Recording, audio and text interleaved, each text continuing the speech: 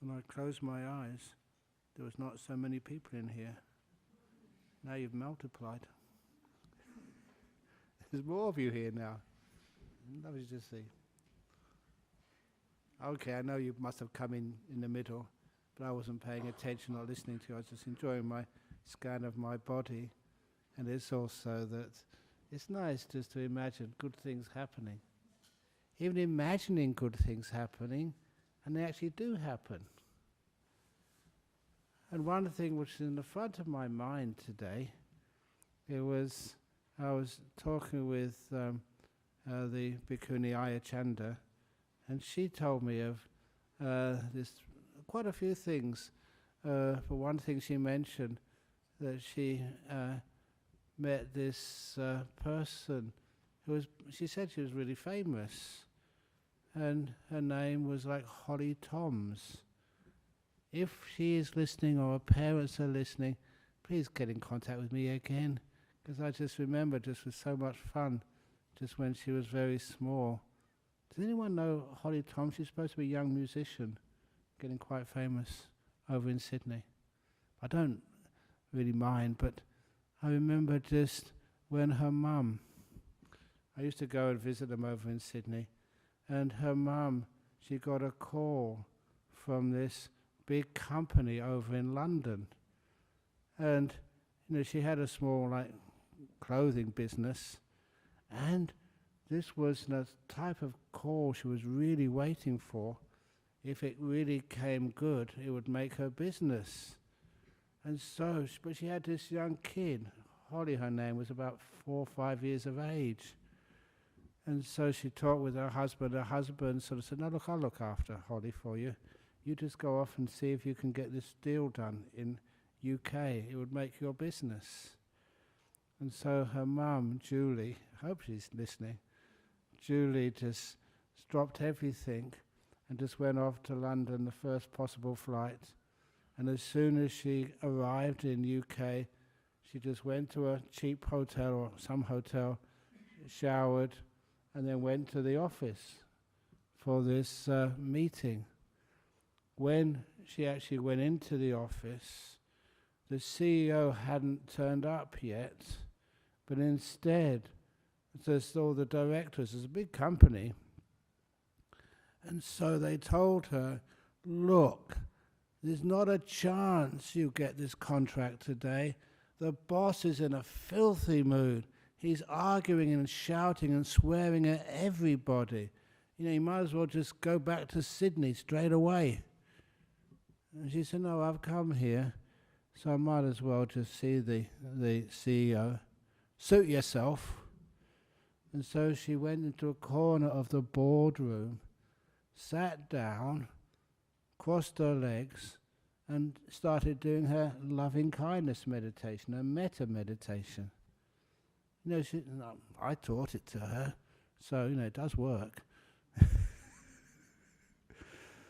So anyway, she was sitting in the corner there doing a loving kindness meditation, and at that point, after about 5 or 10 minutes, the boss came in, and she saw this young woman he'd never seen before meditating, in his boardroom, and straight away said, "Who's that?"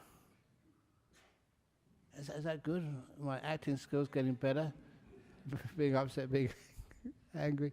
"Who's that? What does she think she's doing in my boardroom?" Ugh. Or whatever. I don't know if that's what he said. Of course, company directors and owners who come to our Buddhist society never act like that, do they? No, okay, great. But anyway, it's how she responded, I was really amazed at. This is Julie Toms. So Julie, she just having a good meditation. So she opened her eyes and she saw this CEO just glaring at her, really upset and angry. So she stood up, no fear, walked towards him and looked him in the eyes and she said it came out of, I remember her telling me this, it just came out automatically from her mouth, not planned. She said, you have such beautiful blue eyes, like my baby Holly back in Sydney.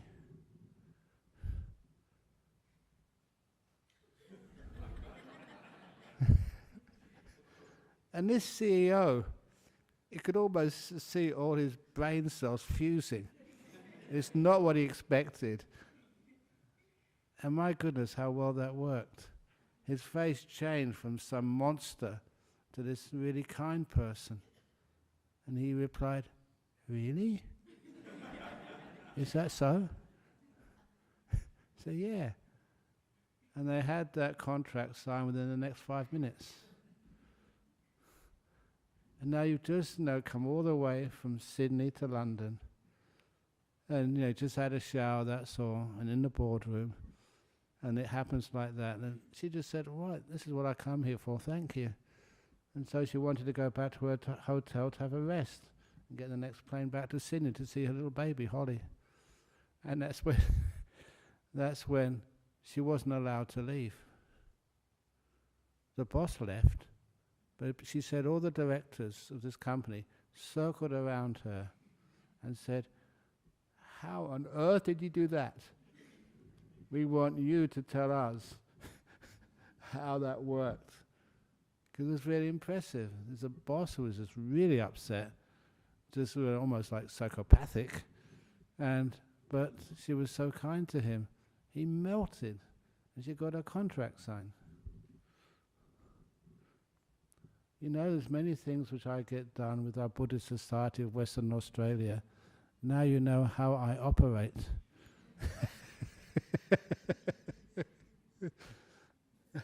The power of kindness.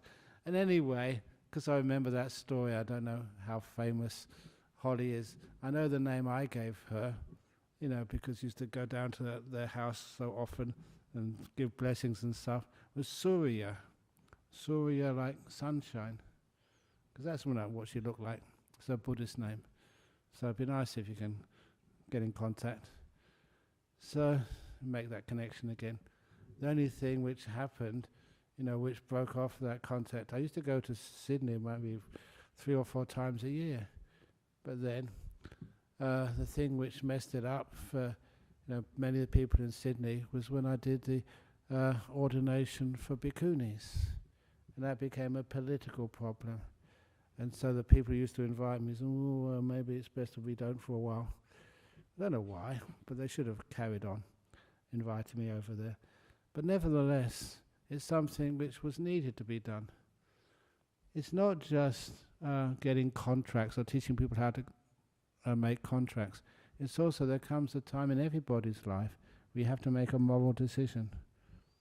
It may hurt you, but you say, no, this is what needs to be done.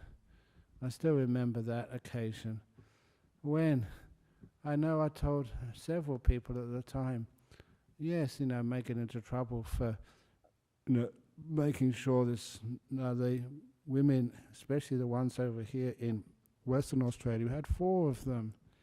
They're really good sort of nuns, but they hadn't taken the full ordination yet. I wonder, they came and asked me for it. AjahnBrahm, why don't we have the full ordination for women? There's 4 candidates here who would really like it. And they were really good women. You know who they were? There was Ajahn. Remember her? Really just amazing. I remember seeing her at Dhammaloka monastery in this tin shed, and it's incredibly hot. And there was, is that okay? Yeah, okay, you're not asking me to leave. Have I finished my time? Nah, you wouldn't do that. Anyway, I wouldn't leave anyway. And anyway, she was in this hut, and there was so many flies in there. She managed to sort of stay there for I don't know how long. Incredible endurance to build this opportunity. I'm not going to say to build a monastery, to build an opportunity so that women can have a monastery where they can actually take full ordination as nuns. It's inspiring. And then the second nun was Nirodha. She's still managing she's close to death, but she's still going. And the next one was Aoseri,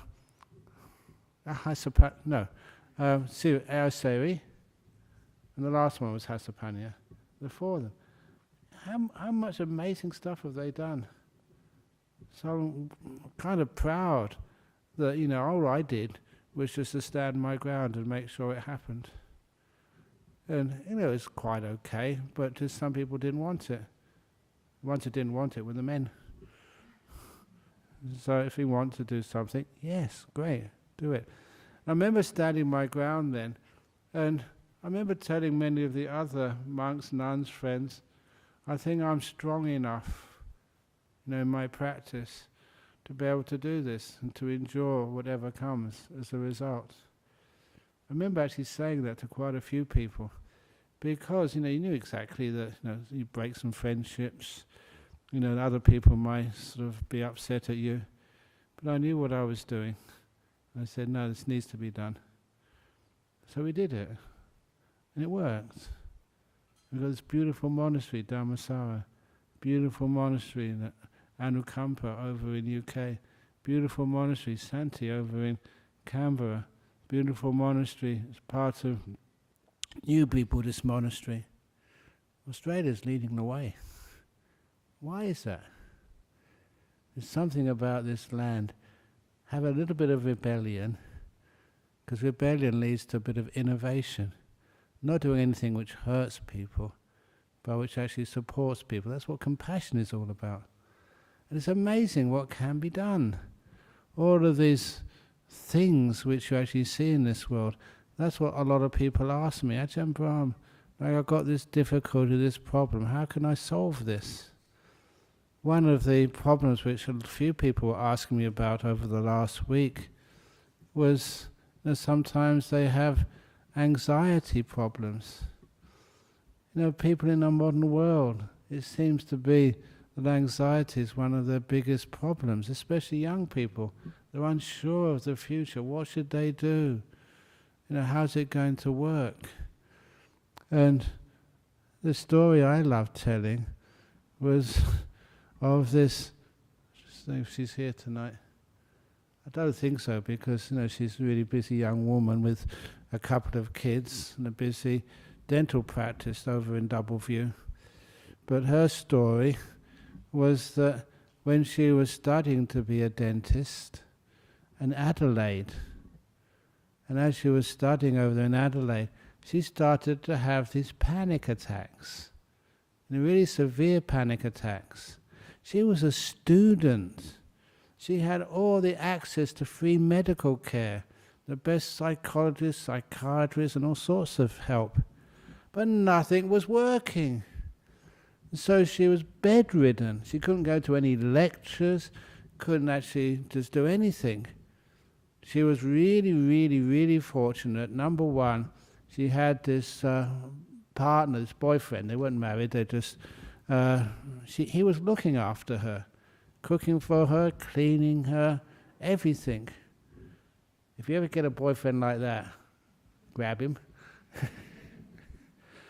I'll tell you what happened at the end anyway, for those who don't know the story.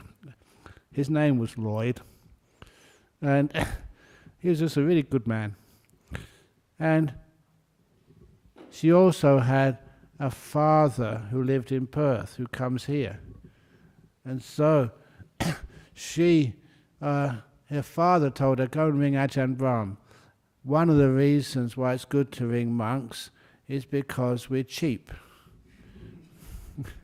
We are, it doesn't cost anybody anything. And so she called me one evening during our rains retreat, and I said, well, what's the problem? And she said anxiety. And I said, when you have a panic attack, anxiety, where in your body do you feel it? We're talking about in my body. It's panic, it's anxiety, it's in my mind. I said, no. Any of the emotional problems which people have, there's a corresponding feeling in your own physical body. Where do you feel it? She said, in my chest. And that's not good enough. I said, you lying down in bed every day. So I'll give a call in 3 days' time. I'm going to ask you again to actually give me coordinates. You're a smart girl, you're doing dentistry.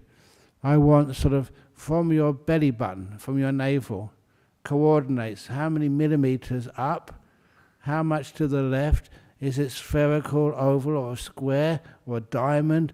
Where exactly is it sort of located? Give me a call in 3 days. At least she trusted me.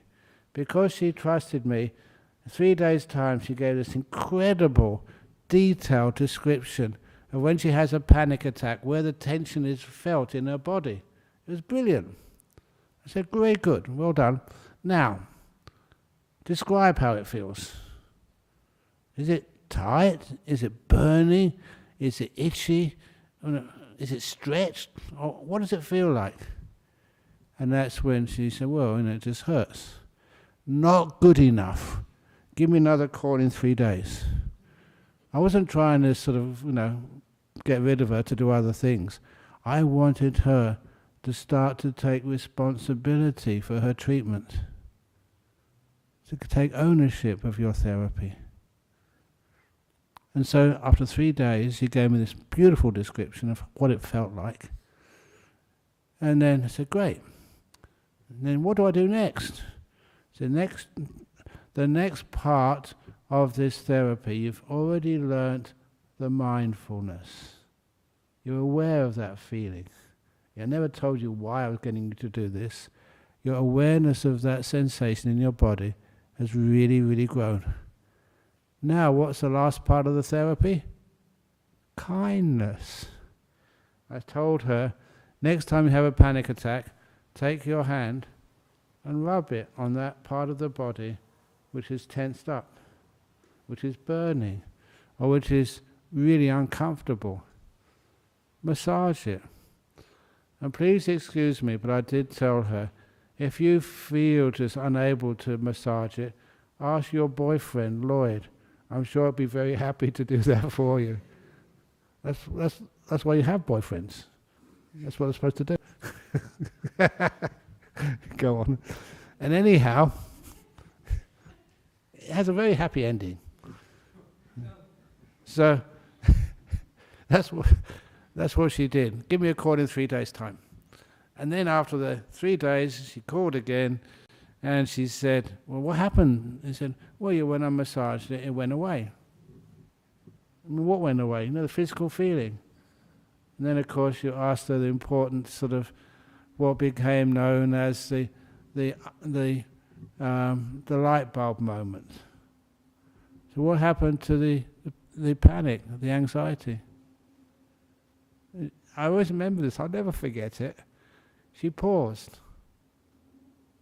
So the anxiety went too. Well done. Now you know how to heal your anxiety. And it worked a treat. She didn't need to call me again. Actually, she did later on, but for another matter. I'll tell you what that matter was in a moment. So she was soon back at university, soon back catching up with her studies, soon back she did her final exams at university and got first class honours with everything. And then after finishing the exams, that's when she actually gave me the call. AjahnBrahm, thank you so much. I'm getting married to Lloyd, she said, and I want you to please come and do the blessing for us, which I did at Supreme Court Gardens over here in Western Australia, in UWA. I was very happy to do that, and still, see her very often. It's a beautiful thing which actually works. Remember, there's a doctor in here. I won't say who she is. I'm not looking at her. She told me she had a patient when she was working in the hospital, and that patient had anxiety. And how she was trained was to give this medication. If that didn't work, the next medication. She went through all the list of medications, and nothing was working. So, being tired, overworked, she thought, well, why not try AjahnBrahm's method? She shouldn't have done that. That's probably illegal. That's why I'm not looking at her. But she did that, and this patient had an oxygen mask on all the time. But then the next morning when she went to work, the doctor went to work, the patient had an oxygen mask off. Said, I don't need it anymore, it worked, thank you. These are powerful teachings. And I criticized that doctor. I said, why didn't you tell her that at first? Saved a lot of medication. He said, I can't, I get prosecuted or something. But anyway, it's a beautiful way to know whatever emotional difficulty you have. If you're not a deep meditator who knows how the mind works, a lot of times those emotional difficulties have a corresponding feeling in your body. As human beings, we know much more about our body than we know about our mind. So if we can actually look at our mind, we find we can spend a lot of time just wasting time. We don't know exactly what's going on, but look at it, how that manifests on your own body. You get angry. What does that feel like? So if you get really angry, maybe it's in your heart region starts to palpitate. It's a beautiful thing to give it kindness. Just brush your heart. It really feels good. It does for me anyway. And then when you do kind of things like that, just the whole thing really relaxes. And then the cause of that is just kind of not supported anymore. And the cause, the emotional problem, tends to vanish as well. It's a great way of looking after your own health. One of the problems which I saw in the newspapers, not newspapers, on internet, I do look at the internet, the news sites, because they have some really interesting information on what's going on in this world. How many people, young people, are lonely these days. And they really suffer from loneliness. How can you overcome that loneliness? It's very easy. Just learn just the difference between the loneliness and the solitude. For me, I wish I was more lonely. Sometimes when I went to this dana this morning, what was I doing, Venerable Kimball, all the time? Talking. Telling stories and talking, and people lining up. This was in somebody's house, lining up to sort of get advice and talking. Full on, that's what you said. The only time I stopped talking when I was eating. I can't do both at the same time. I don't know how many hours. But, sometimes, people in this world, look, young people, you're trying your very best, and I don't know, this one lady, just making sure she's not here. I don't want to embarrass anybody. And so, she was just saying that, she had a bad back, and the doctors couldn't find any reason for it.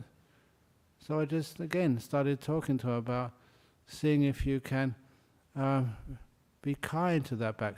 She said she had a couple of dogs, which she really, really loved, and said, how would that dog treat you? And even let the dog just sleep on your back.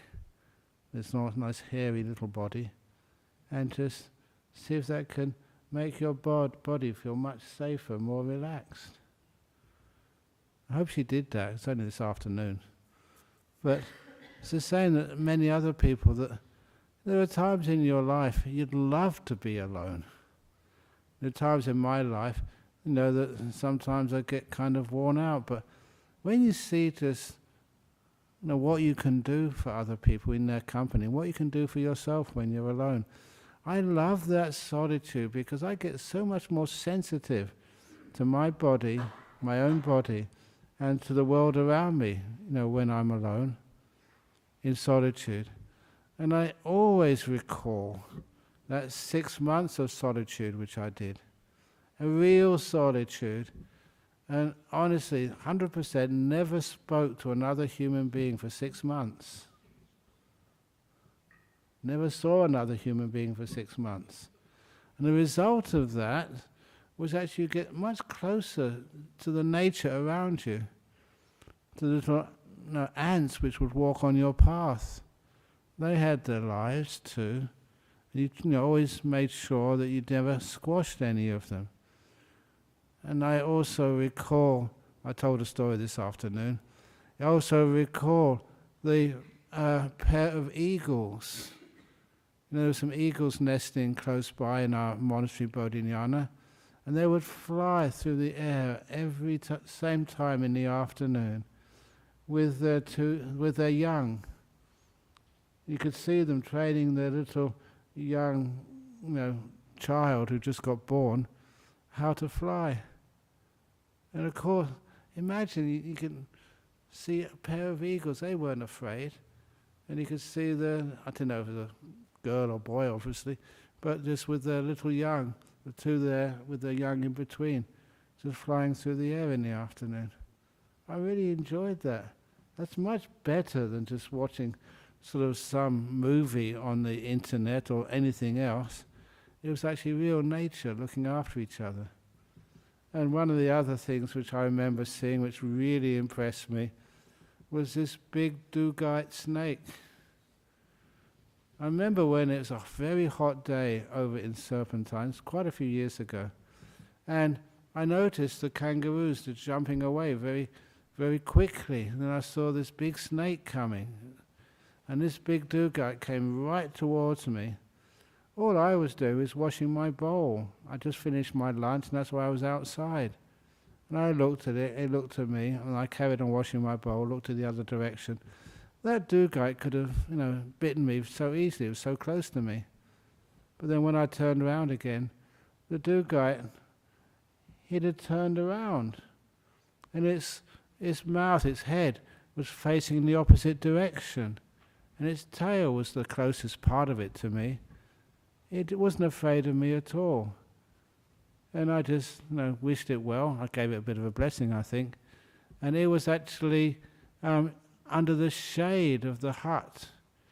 And because I built that kuti, I actually built it with my own hands and laying some of the bricks there, I knew exactly the size of that wall it was shading underneath, which was 3 meters and 4 centimeters. 2.4 plus 320, that was the brick cavity wall on each side.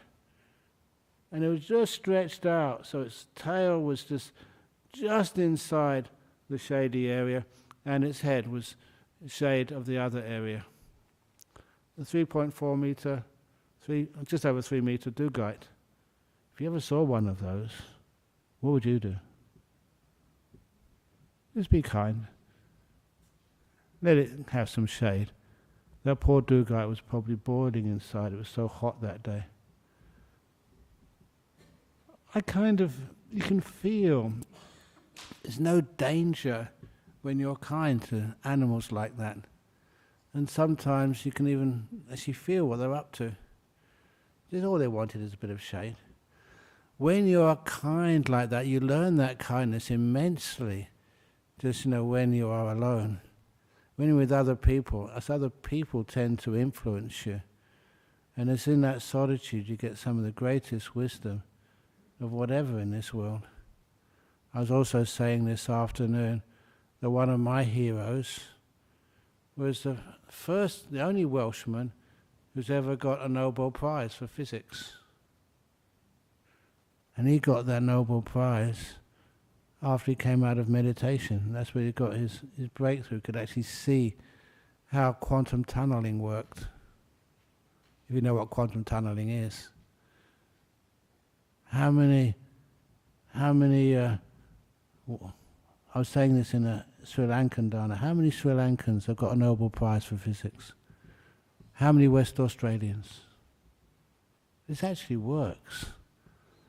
So when you can encourage people to have that silence and solitude, many of the problems which people suffer from in life, they're not looked upon as problems anymore, even like solitude.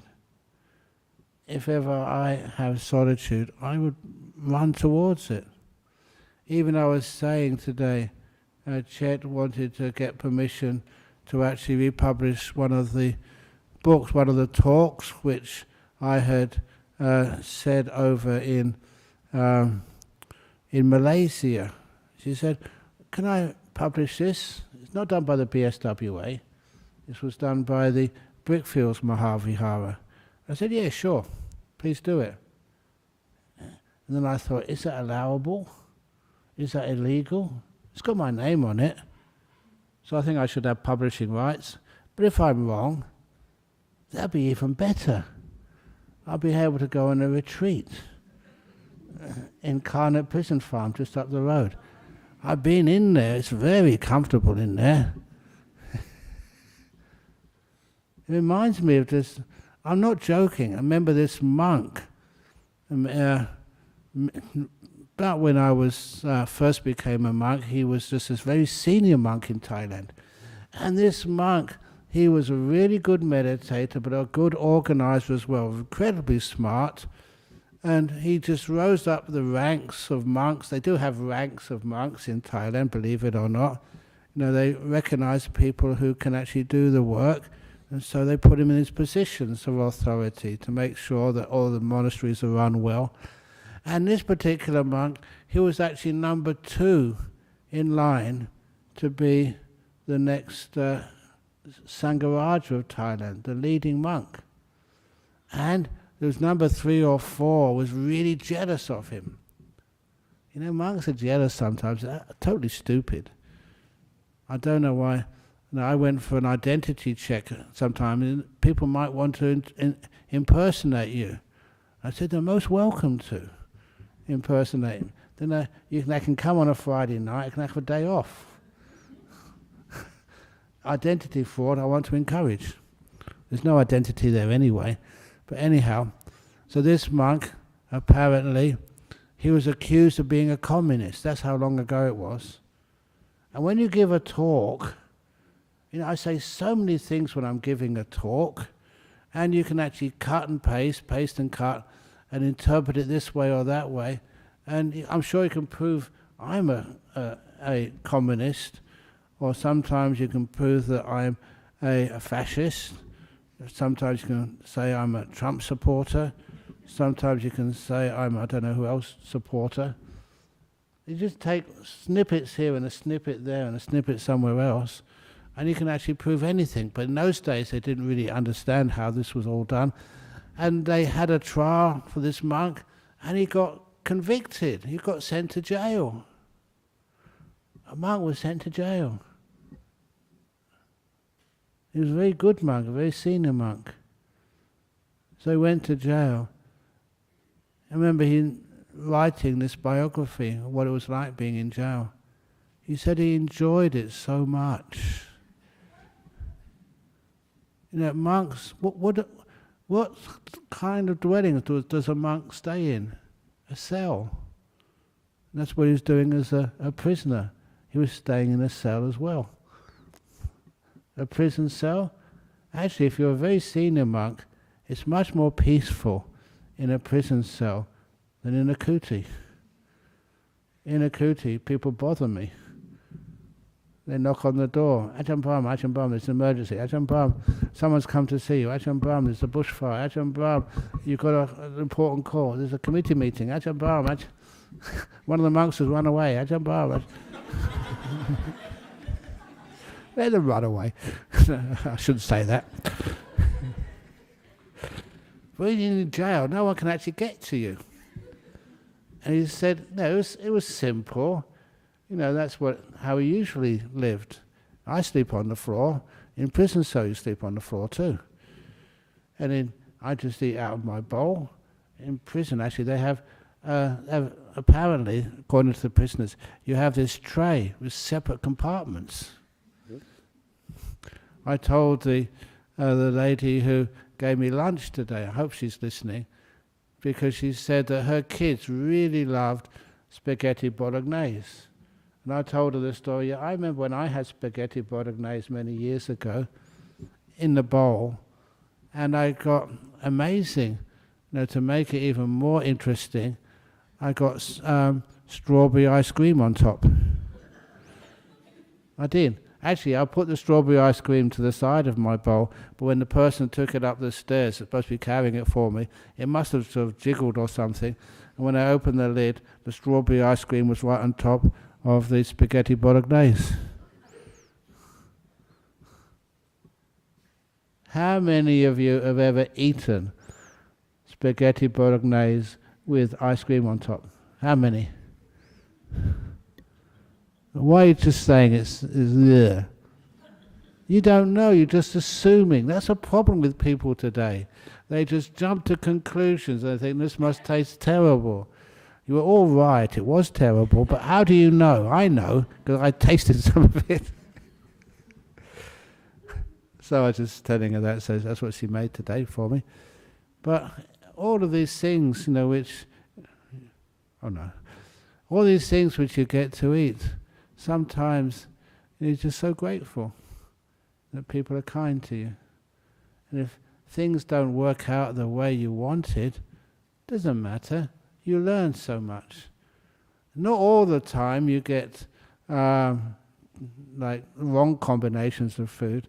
I remember the first time over in northeast Thailand that it had some sticky rice. Very rarely you get some ice cream. We know these days there's more of that around. I got ice cream on top of sticky rice. That is really nice.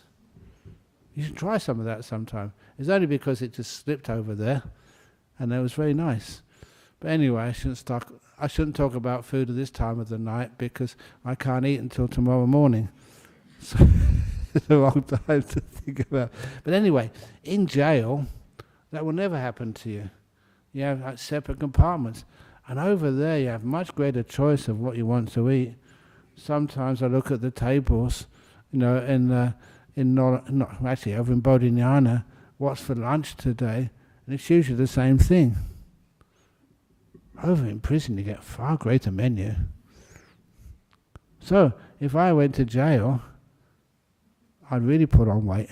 That's maybe a good point, I shouldn't go there. But it's peaceful. So this monk, he wrote about it afterwards. Eventually they found he was totally innocent, he'd been set up, and so he was released. And all the people who put him in jail, or the institutions in Thailand put him in jail, and they all apologized. Sorry, it's such a terrible thing we do. We put a really good monk into jail. We shouldn't have done that. He said, no, thank you for what you did. If you hadn't put me in jail, I'd have probably been burnt out and had stress and heart attacks and all sorts of things. Because I went in jail, it was one of the most peaceful retreats, 2-year retreats of my life. How on earth can I get a 2-year retreat these days? Actually impossible. Thank you. And so I kind of really was inspired by an attitude like that. Doesn't matter what happens, make the best of it. And for him it was just a wonderful time. When I was in Solitude, it was a wonderful time. When I got kicked out of Wat Pah Pong, a wonderful time. Ask AjahnBrahm.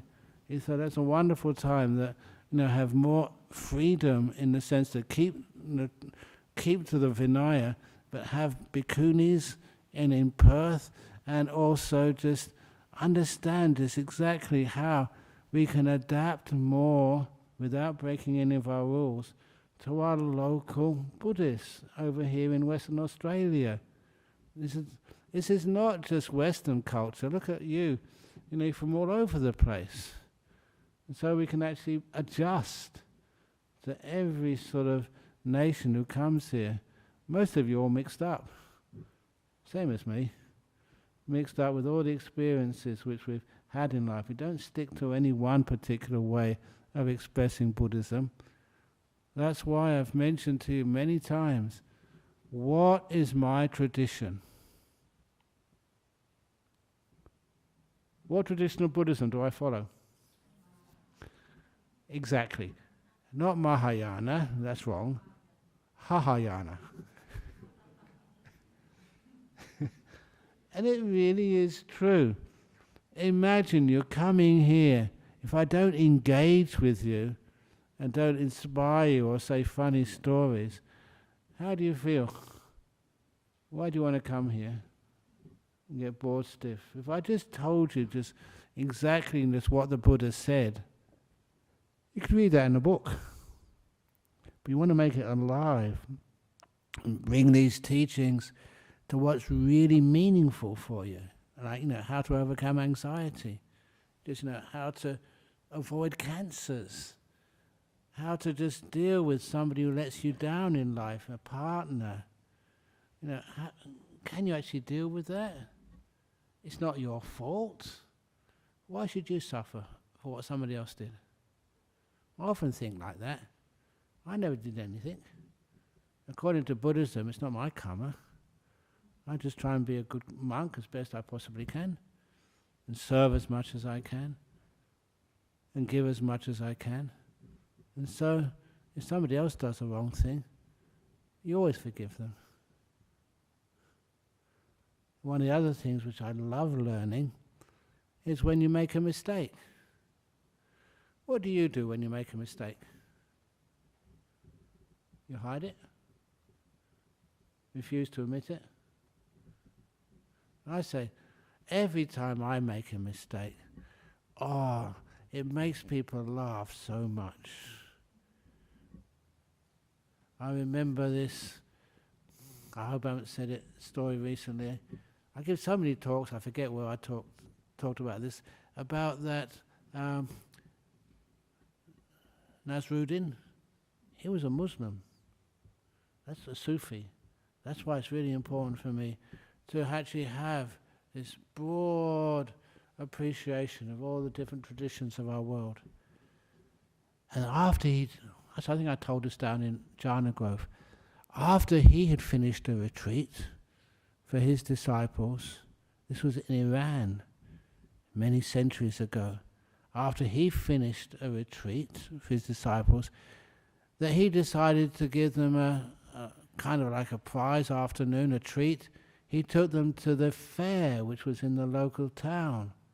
And at that fair, they had many, many things for their students to look at. And one of them was an archery competition. You get 3 arrows, for, I don't know, a few, whatever the currency was there at the time. And if you hit the bullseye, then you get a prize. I don't know what the prize was, but because I was telling this story in Jhana Grove, I said a teddy bear, because we have lots of teddy bears over there. And I said that, so this teacher brought 3 arrows, and the student said, have you ever done archery before? He said, no, of course not. He was like a holy man. So he took the first arrow, put it in his bow, drew back the bow, and shot it. It only went half the distance. And people were laughing at him. And he said, and they turned around to his students and said, that was the shot of a hasty man.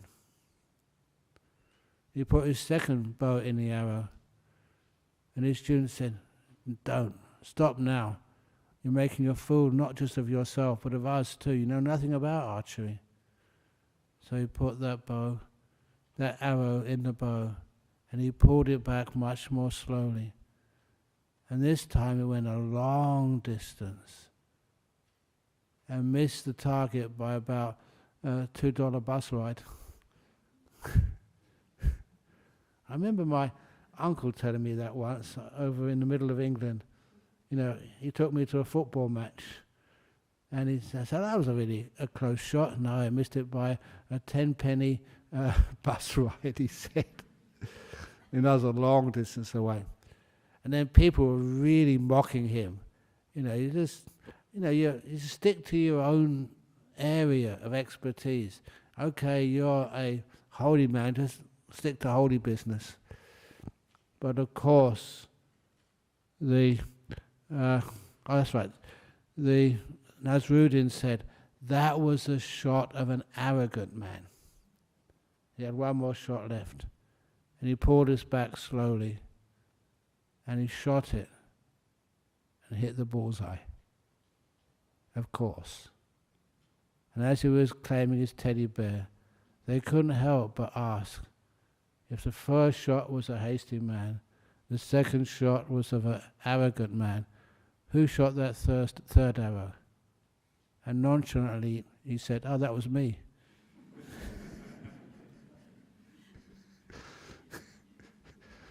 Of course, neither are you. That was just a nice little teaching. When you do it right, then you always say, "That was the real me." When you make a mistake, "Oh, that wasn't me. I was just at COVID, or I wasn't feeling in the right mood, or you never really understood me." Of course, they're all you. Why don't people like to admit they made mistakes? I love it when people make mistakes. That's what makes it most funny, when they say a stupid thing. I was just trying to think of some of the most stupid things I've heard of in the last week. That's the trouble is, I can't say my own stupid things because I'm in denial. No, there's lots of stupid things you do. And whenever you do a stupid thing, please know it's okay to make a mistake. That's why this one, which I remember from a long time ago, Buddhist story. This was, remember Bhante Gunaratana? He did come here a couple of times to give talks a long time ago, but he got really old.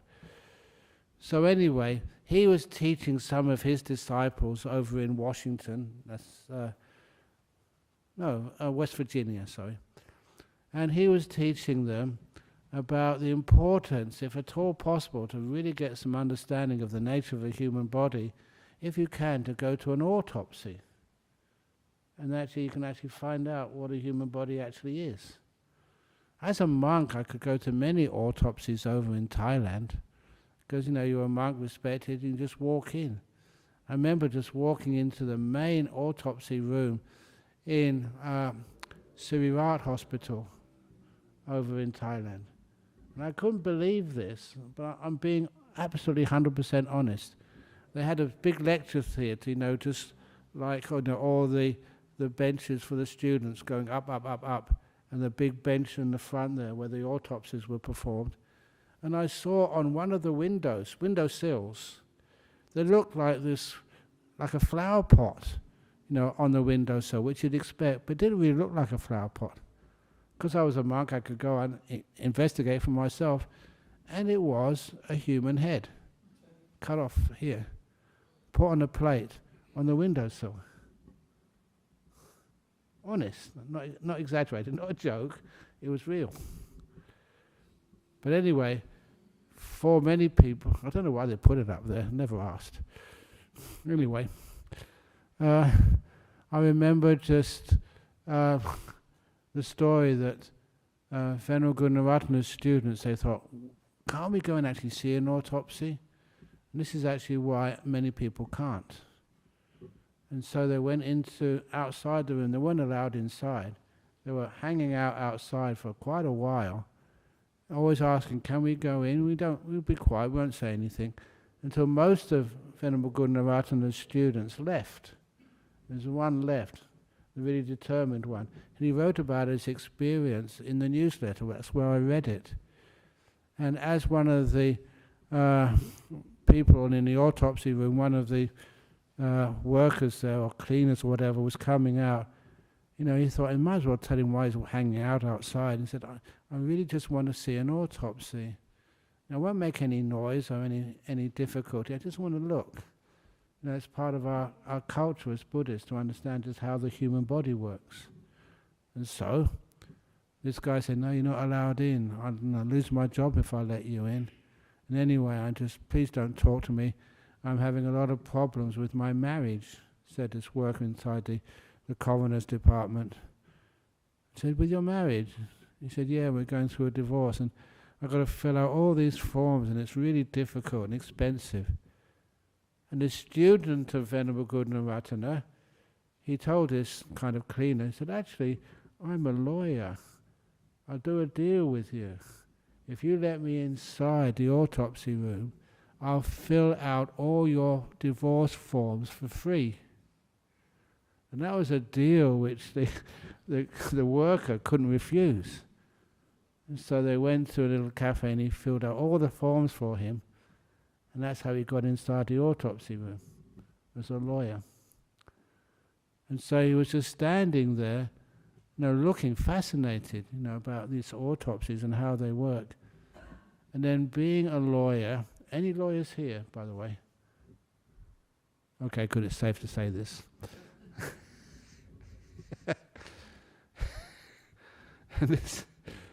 This lawyer, he was listening, he was really getting involved. They were trying to find out the cause of death of this guy. And then one of the doctors, one of the head, not coroner, the autopsy guy, anyway, she said something in Latin.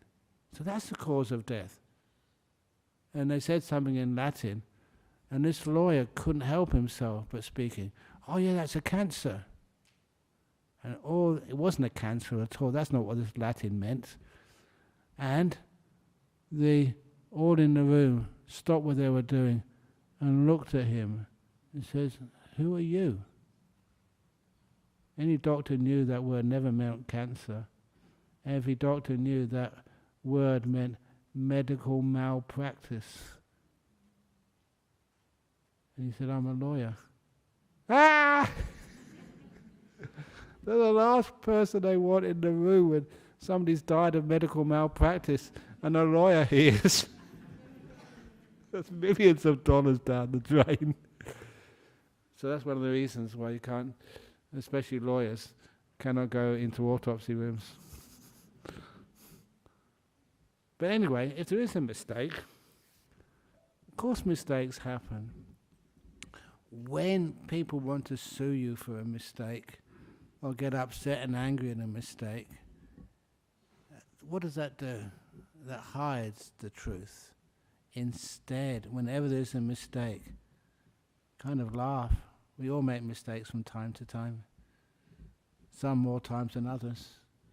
Instead, we laugh, we learn, and we grow. That's actually the way to deal with mistakes in life. We never sort of get upset. Opportunities to learn more, to grow more, become better human beings afterwards. Punishment, suing, no one wins. Do you agree? Hopefully.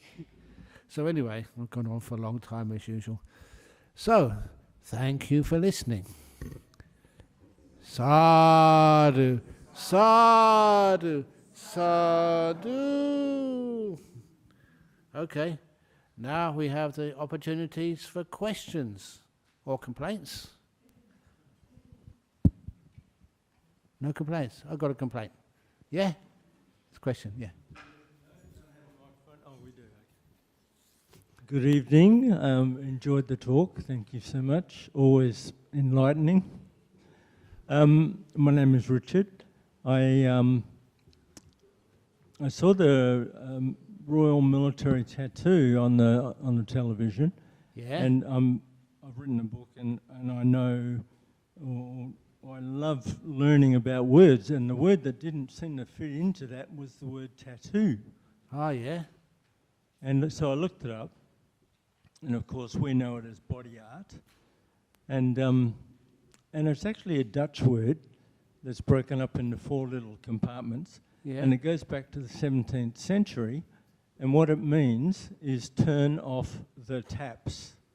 Turn off the taps? Yes, and it was the oddest thing I'd ever read. Yeah. So what it was, it's a bit like the last post for a military regiment, and in a village, they I'm assuming play some piece of music, and this all the pubs have to shut, Okay. and the soldiers don't get too drunk, and so that is leading me now to ask you, where does the word monk come from, and what does it mean?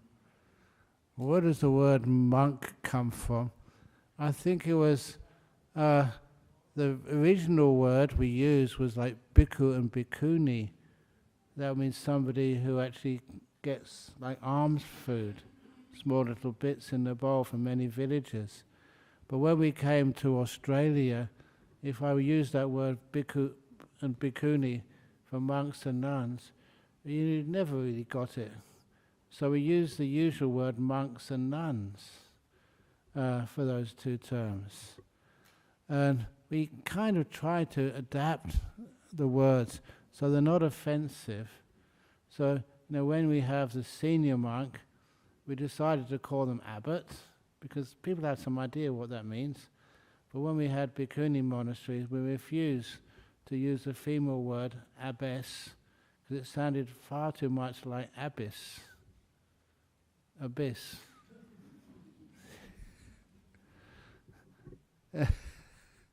And even calling senior nuns like their word is like ayah. But there was one well-known nun, she used to be called Ayah Kama. Oh no, I shouldn't have said that, should I? I'm in trouble now. Sometimes, she's passed away now, she won't mind. Sometimes people called her Ayatollah Kama. So you got to, yeah, thank you, yeah, I'll get in trouble for that now. So that's why sometimes we try and make sure we use words which are not going to offend. For monk, it was like even the town of Munich, München. That was like for monks, there's a big monastery there, and it got named after that big monastery, München. And mostly it's like a mono, like a solitary person, someone who lives alone. That was the idea of a monk.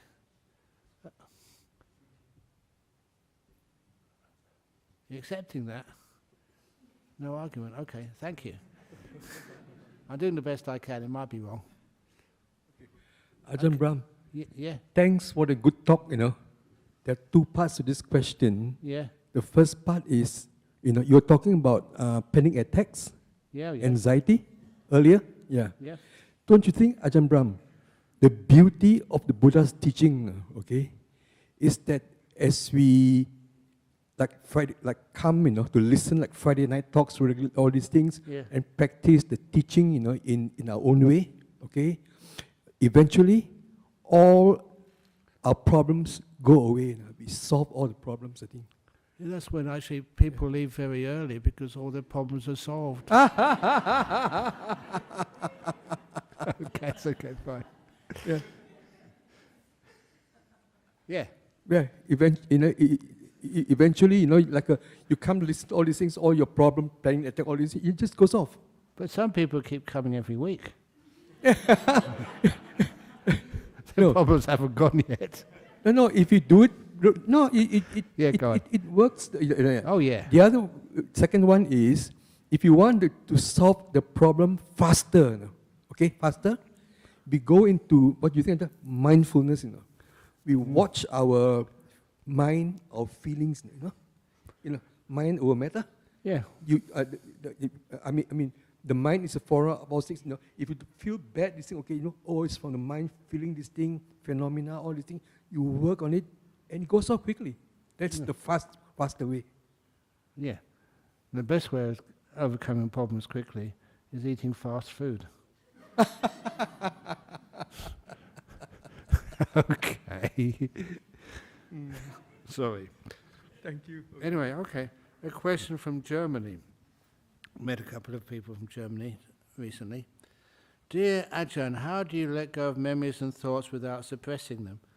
Mine keep coming back despite letting go. I want to be free of unwanted past experiences. How do I let them go? Be kind to them, first of all. Give them compassion. And if anyone you blame for these things, please be kind to them, first of all. And then that kindness, it softens the past and all the actors on that stage of your past.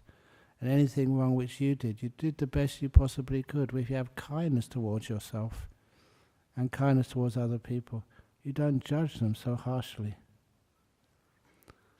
I mentioned this to someone recently, just as, I think it was in Jhanagra, when they were going overseas. They said, can you give us some last words of advice?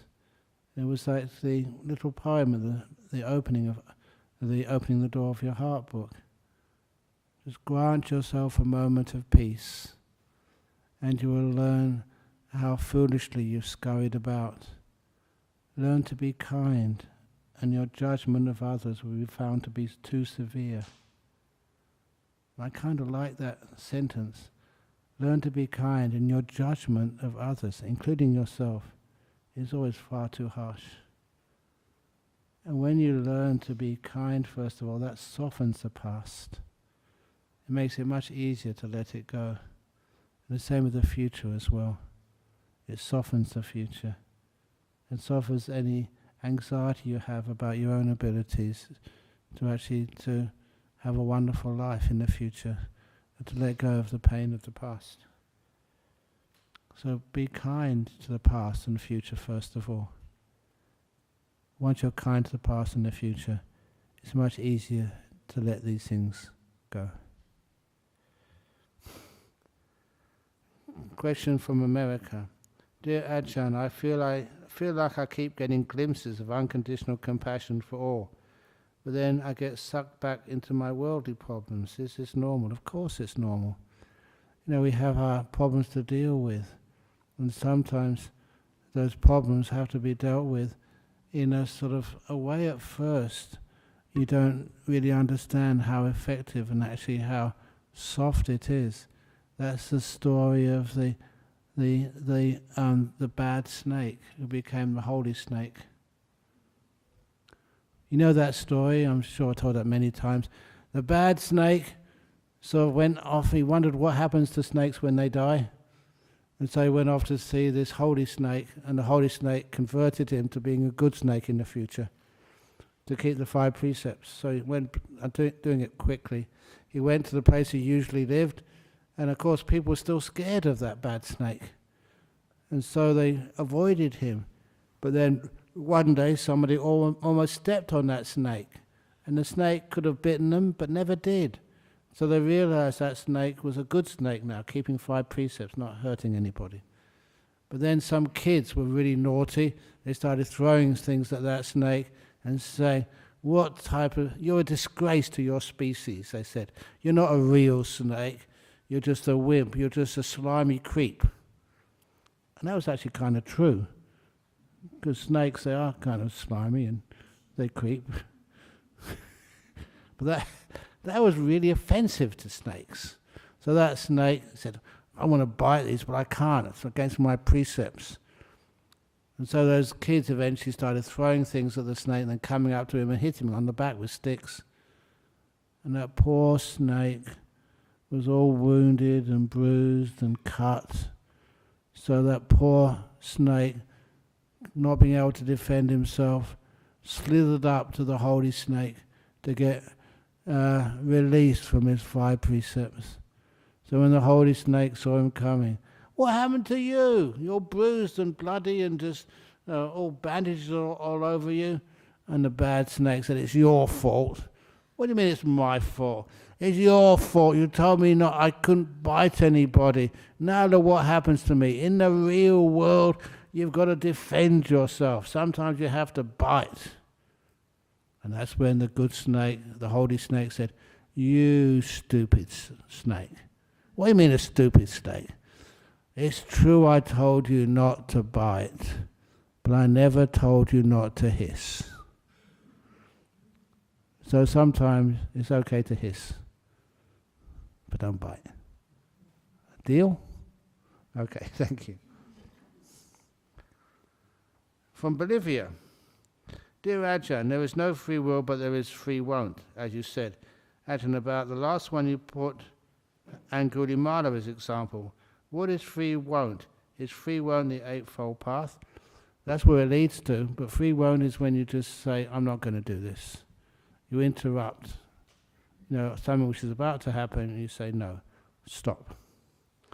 Okay, last question from Georgia. Dear Ajahn, I recently watched some of your old talks, and the tone was much more strict and less humorous.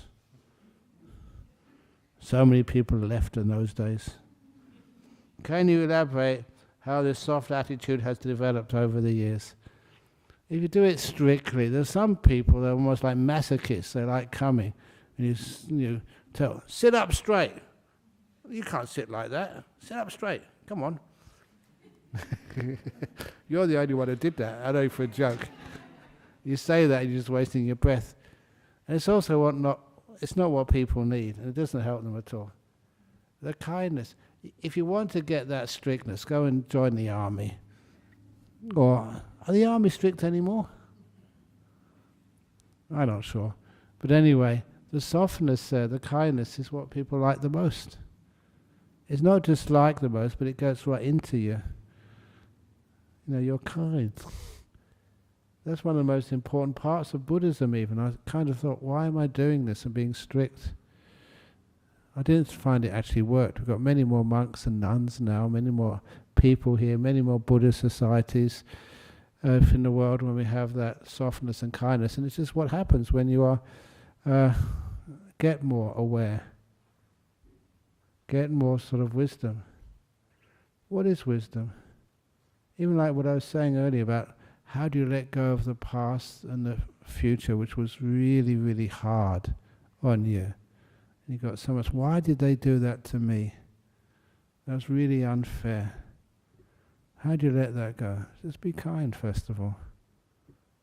When you want sort of the best for the people who really hurt you. And after a while, when you saw all the teachings which the Buddha gave, the one which I thought was really setting the standards so incredibly high. If ever you're being like tortured, you know, some people have grabbed hold of you and are just like terrorists or whatever and torturing you, please remember like the simile of the saw. If you are having your arms or legs sawn off just with a two-handed saw, any of you who feel ill will towards your torturers are not disciples of mine, said the Buddha. Well, that's taking things really hard. But then a few times you've seen people actually doing that. One was one of these Tibetan monks who said when he was being kind of tortured, one of the things which he said afterwards, throughout the whole time, I would not allow myself to get angry at the people doing this to me. He said if I got angry, I would lose everything. The one thing which he still had left, the only thing he had left, was kindness. It's a tough ask. I don't know if I could do that, but this monk did it. And that sort of raised the standard for me. It doesn't matter what people are doing to me. You'd always give that kindness back. Please don't test me. But a few times, similar things have kind of happened. One of those stories, I was telling it, can I tell a story? A last story, then I'll shut up, I promise. I keep telling too many stories. I was on Bunbury Beach many years ago. I just had a free afternoon, sitting down there, just meditating a couple of hours. It's a quiet place. And no one was around. And then, as I was meditating, whoosh, past my head, something whooshed past. And then something else whooshed past. And I opened my eyes and saw that somebody was throwing stones at me. And I realized that sooner or later, one would hit me. There were such bad shots that sooner or later one would hit. So what do you do when people are throwing stones at you? And they shouted out, "Get off our beach, Rajneeshi." That was the time of Bhagwan Sri Rajneesh. And he'd upset many people. And they thought, brown-robed, bald-headed person sitting on the beach, but I was a follower of Bhagwan Sri Rajneesh. So what did I do? Stood up. No way I'm going to run away. Instead, I stood up and started walking towards them. I was much thinner than I am today in those days. I got evidence for that, that's true. And as I walked towards them, they all ran away except one. And I wasn't shouting at them, I just walked quietly towards them. and one stayed, and the other ones were looking what's going on. And I said, look, I'm not a Rajneeshi, I'm a Buddhist monk. I just come to do some quiet meditation. And in any way, you shouldn't throw stones at people. And that's not a very good thing to do at all. It's going to hurt and harm you. You're going to get into trouble as well. And they said, well, what are you doing on our beach? And I explained to them what meditation was. And all the other kids, they came back. And then we had a lovely discussion about what Buddhism is and what meditation is. Because I wasn't afraid and I was soft, it drew all those young kids in. And so afterwards they were very happy with me. So I'm sorry, we won't do that again. Sadhu, sadhu, sadhu. That's how things work. Okay? Sadhu, sadhu, sadhu. Okay, so thank you all for listening. Bow to the Buddha. Oh yeah, supposed to, am I? I do make mistakes.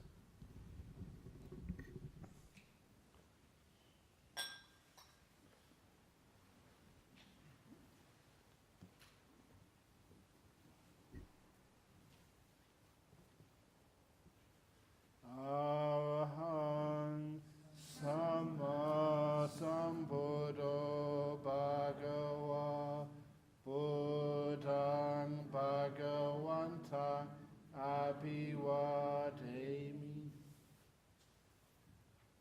Suakato Bhagavata Dhammo Dhammang Namasami Supatipano Bhagavato Sawaka Sangho Sanghang Namami.